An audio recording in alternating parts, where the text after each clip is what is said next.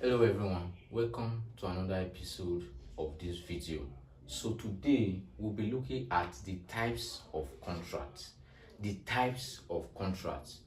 So for the types of contracts, there are different types of contracts. We have the formal contract and the simple contract. We have the express contract and the implied contract. We have the bilateral contract and the unilateral contract. We have the executed and the executory contract. Also, we have the voidable and unenforceable contracts. So we will start with the formal contract and the simple contract. The formal contract and the simple contract. Formal, simple contracts. We'll start with the formal contract and the simple contracts. So for formal contracts, for every contract that involves formal contracts, they must be written. For formal contracts, it must be written. It must be written. It must be signed. It must be sealed. And it must be delivered. It must be written. It must be signed. It must be sealed. And it must be delivered. An example of formal contract will involve a contract of sale of land. You want to sell a particular land. For that kind of contract must be written. It must be signed. There must be weakness in that particular contract. But for simple contracts, it may be written, it may be unwritten, and simple contract can also be an oral contract. It can be an oral contract. It may be written, it may be unwritten. Another distinguishing feature between simple contract and formal contract is that for formal contracts, a right of action can only be brought between the period of 12 years. Between the period of 12 years, a right of action can only be brought between the period of 12 years. Let's say you are seeking for redress under formal contract. You are seeking for a redress under a contract that involves formal contract. You are seeking for a redress. For you to seek for a redress at a particular court, you must institute an action between the period of 12 years. It should not be more than 12 years. But for simple contracts, if you are seeking redress, it must be between the period of 6 years. You can see the difference. For formal contracts, a right of action can only be brought between the period of 12 years, while for simple contract, a right of action can only be brought between the period of 6 years. Another feature is that formal contracts can be enforceable even though consideration have not been furnished. A formal contract can be enforceable even though consideration have not been furnished. But for simple contract, consideration must be furnished. Consideration must be furnished. It must be furnished. So this is the difference between formal contract and simple contract. Formal contract must be written, it must be signed, it must be sealed, and it must be delivered. But for simple contract, it may be written, it may be unwritten, it can be an oral contract. For formal contract, a right of action can only be brought between the period of 12 years. If you are to institute an action in court, you must bring it between the period of 12 years. But for simple contracts, you can institute an action between the period of 6 years. Formal contracts can be enforceable even though consideration have not been furnished. But for simple contracts, consideration must be furnished. This means that if S tells Y, okay, help me to fetch water from the well, take this 500 naira. That 500 naira there is the consideration. That 500 naira there is the consideration. So if S tells Y to help me to fetch water, then I'll pay you 500 naira, and he didn't give Y the 500 naira, then it's not enforceable. But if S tells Y, help me to fetch water, I'll pay you 500 naira. S give Y the 500 naira, and Y refuse to fetch the water after S have given him the 500 naira. S can sue for breach of contract. So we'll now look at another type of contract, which is express. Express. Let's put one here, then two here. Express and implied contracts. Express and implied contracts. Now, for express contracts, these are contracts in which the terms of that particular contract, the terms and conditions are clearly stated. The terms of the contract are clearly stated, but for implied contracts, they are not clearly stated. A case that involves implied contracts is the case of Brodgin versus Metropolitan Railway. That's Brodgin versus Metropolitan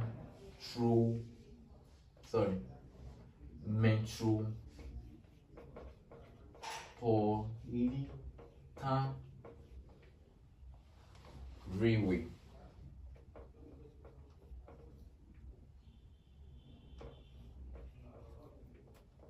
Brodgin versus Metropolitan Railway. So, in this particular case, the court held the defendant bound by a contract, even though the defendant had not signed the document of the contract. The court held that the defendant was bound by the contract, even though the defendant did not sign the contract. Why? Because the court held that the parties had been acting under the contract over a reasonable period of time. It's just like A telling B to supply 10 bags of cement for him every day. So every day B will take this 10 bag of cement to A, drop them there, then A will pay for the bag of cement. It continued like that, 1 year, 2 years. Then a particular day, B took the 10 bag of cement to S and to A, and A refused to pay. So in that particular case, the court can infer from their conduct. The court can infer from the conduct of the parties that though they didn't sign a particular contract, but they have been acting on the terms of the contract. So that's for express and implied contracts. So the next one will be bilateral and unilateral contracts. Bilateral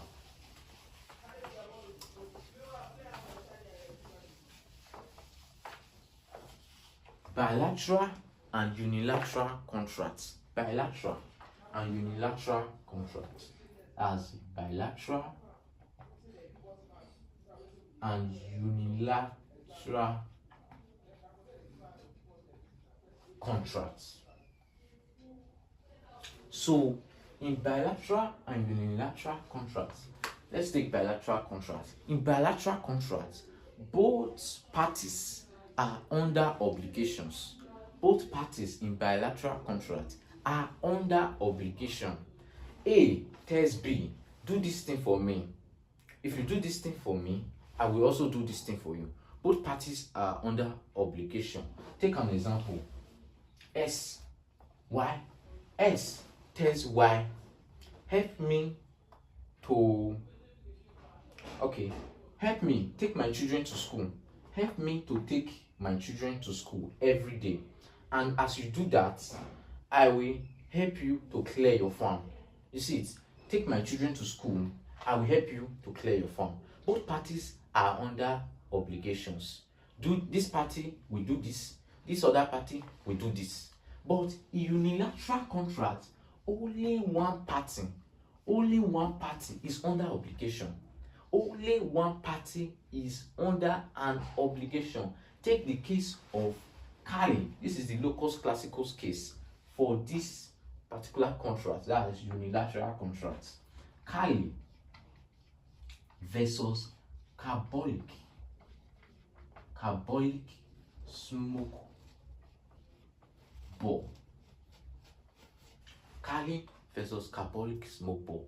So in this particular case, this company advertised, stated that any person that uses their chemical products and caught influencer will be paid $100. Any person that uses their chemical products will be paid $100.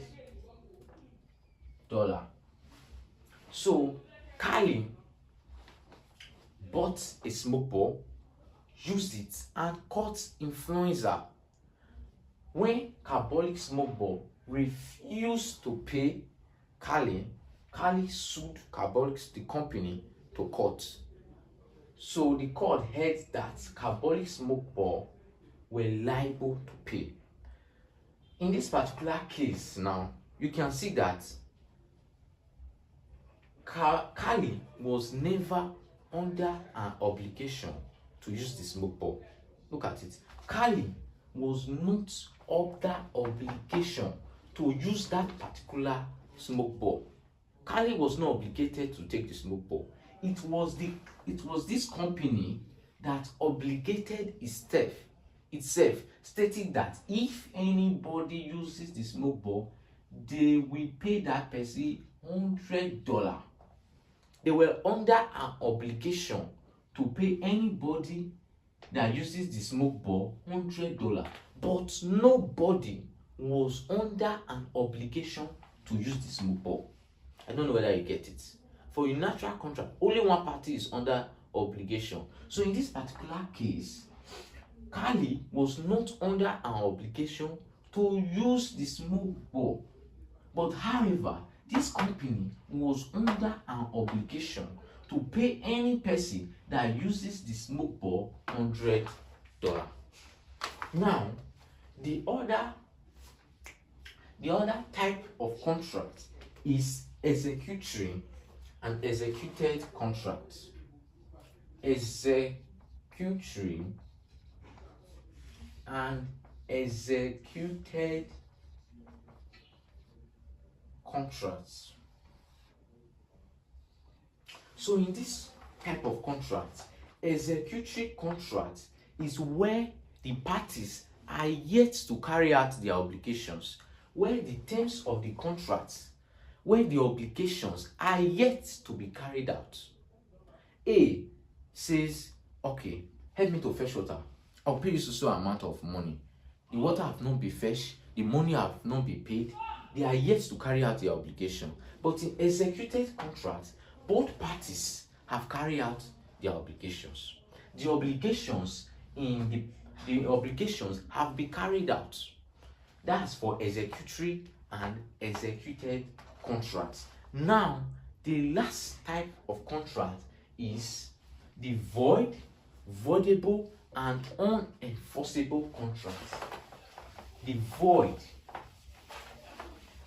voidable, and unenforceable contracts. We'll be looking at the voidable, and unenforceable contracts. The voidable, and unenforceable contracts. Now, a void contract. A void contract is an illegal contract. A void contract is an illegal contract. It is said to be void void ab initio. Void, a void contract is said to be void ab initio, meaning from the very beginning. Void ab initio, from the very beginning. So a void contract is said to be void ab initio. So an example of void contract, also known as illegal contract, is a contract that involves, let me say, A tells B, help me to write my exam. If you help me to write an exam, take this 50,000 naira, help me to write an exam. A tells B to help him to write his exam. Such a contract is an illegal contract.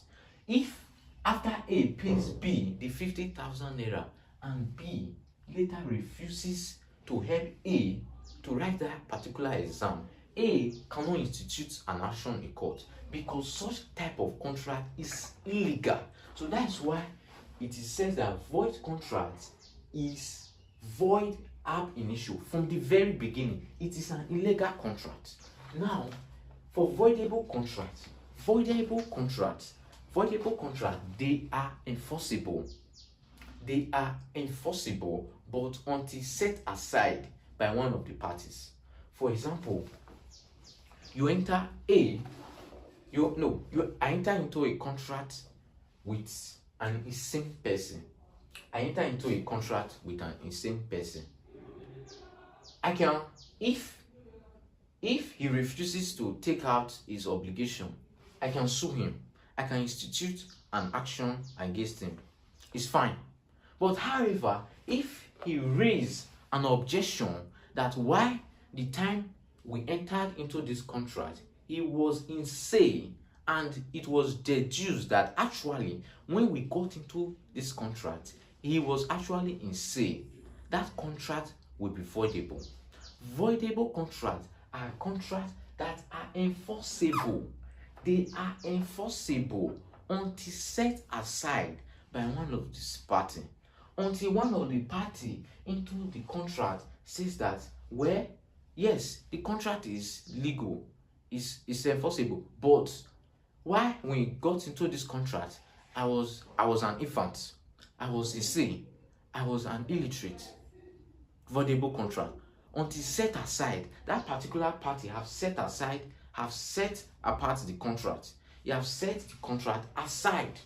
That's for voidable contract. But however, for unenforceable contract, these are contracts that are generally, they are legal contracts, but however, they are unenforceable in the area of law. For example, let me use the case of a sale of land. You want to sell a particular land, and you sold this land without it being written down. You sold this land without signing any document. This particular land was sold without writing, without it being written down, and without it being signed.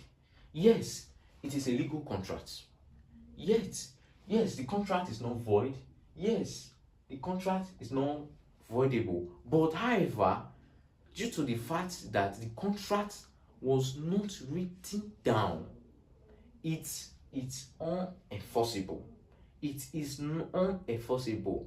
It is a contract that is legal except from the area of law.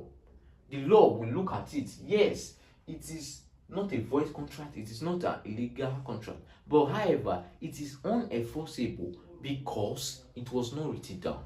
So these are the types of contracts: the formal contract, and the simple contracts, the bilateral, unilateral contracts, the express contracts, the implied contracts, the void, voidable, and unenforceable contract, the executory and the executed contracts. Thank you for watching. By name, I am Ukaka Japheth. Stay blessed.